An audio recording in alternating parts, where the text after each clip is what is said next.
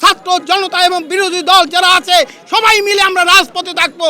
আমরা সেনাবাহিনীকে বলতে চাই, পিলখানার হত্যায় যখন শেখ হাসিনা ছিল তাকে আপনারা সাপোর্ট দিচ্ছেন। এই আউয়াল রয়ের এজেন্ট, বাংলাদেশের রয়ের এজেন্ডাই যারা বাংলাদেশের পিলখানা হত্যাকে তারা করছে এবং ভালো ভালো সেনাবাহিনী, মেধাবী সেনাবাহিনীকে মারছে, তাদের আপনারা পাহারা দেন। ট্যাক্সের টাকা দিয়ে আপনারা এটা ভালো করতে এবং সহযোগিতা করছেন। পিছনের দরজা থেকে পলানের সব সহযোগিতা করছেন এই সেনাবাহিনী।